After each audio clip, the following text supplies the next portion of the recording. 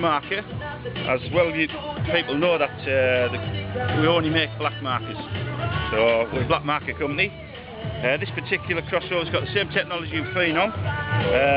It's got working on semi, also goes on to electronic mode, and it has the few different settings, 5 different settings, which is the same settings as you would get on the Phenom, but also got the Millennium built in and PSP as well. So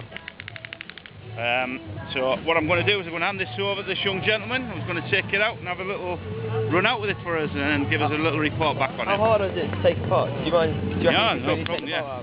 Let's have a little look, see if we can get the bolt out. Do a little bit of basic taking apart. Yeah. So just pull everything out the back, and that's basically everything that's there. It's all empty. You've got all the O-rings, which are the same size to make it nice and simple, and as you can see there's nothing inside, so that's everything. It's got inline reg, it's got inline airline, so there's no airline coming from it. Centre feed, it's got eyes, and the normal electronics a normal blinger gun would have. Yes, we're still using our same D-tents. We still have millions of them left, so it won't be wasted. And it just goes in the back, screws up.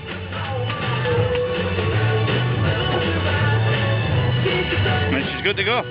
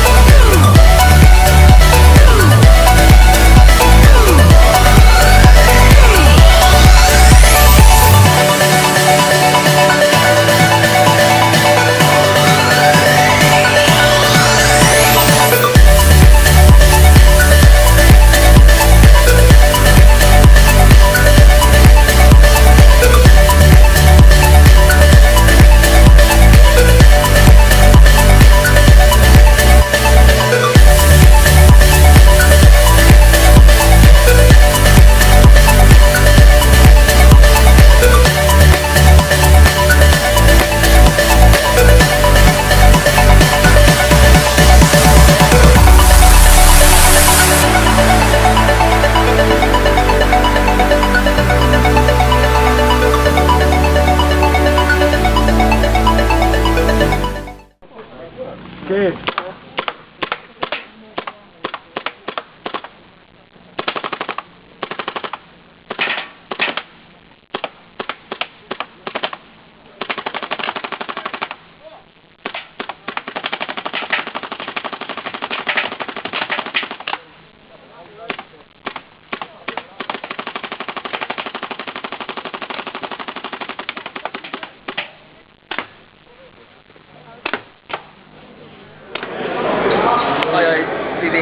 Doing a little kind of review on the new Tippmann Crossover marker, which is they're trying to cross over into the tournament scene. Yeah, I've been using this all morning at North East South, and I'm just going to do a few thoughts that I've had on it and what I think of it personally. Just have a quick little look at what you get for the 400 or so pounds of the you've got. So you start from the front, it's got a 12-inch 1-piece barrel, which I believe is Tippmann brand. See from that, it's got porting, and it's a reasonable barrel. I'm not sure what size it is, but it's probably one thing that you would want to look at upgrading if you were to buy this gun, because you want a 4 kit, you want a 2 kit, and 12 inches I'm quite sure you probably want a 14-inch barrel, especially on a smaller one. And then moving up, we've got the local V-neck, which gets how really ridiculous. It's one of my favourite local V-necks. I've used all the clipped ones and everything else. It really, you tie in it and it doesn't make it impossible to close like many others. It keeps it tight when you close it, it keeps it constant all through the way, and that will fit all hoppers. Now a new thing for a Tippmann marker is we've got the eyes.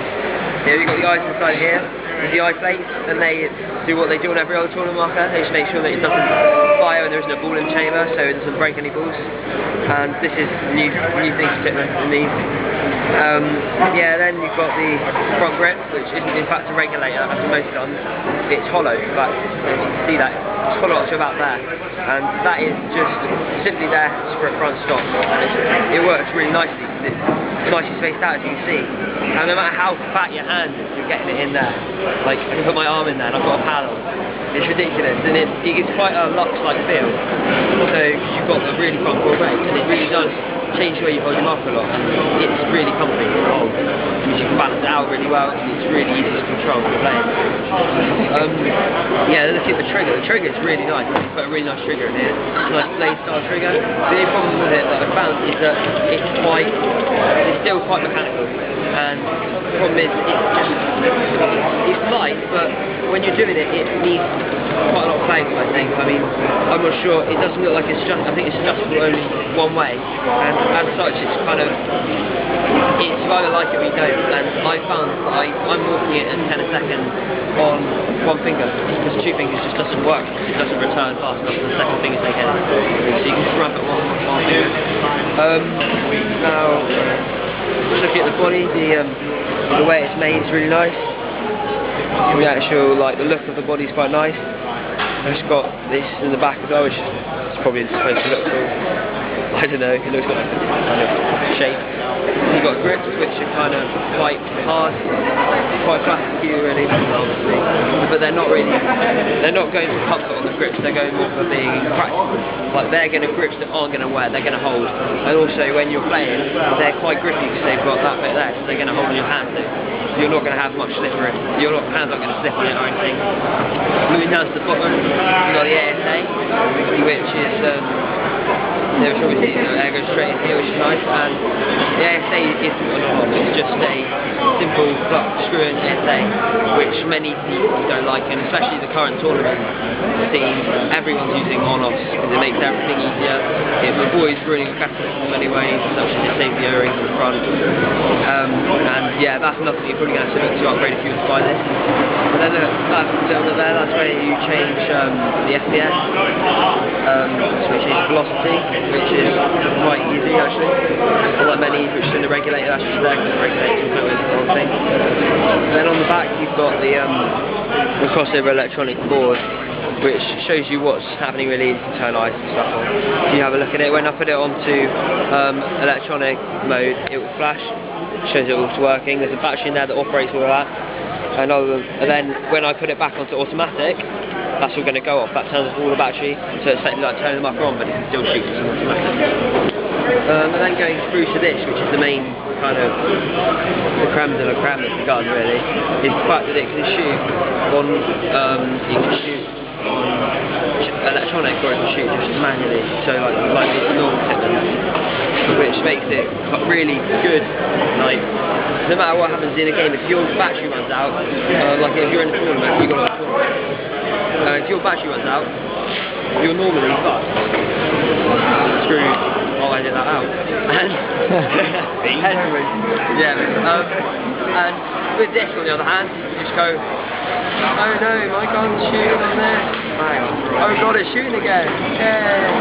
That's more mechanical. Exactly. It is, yeah.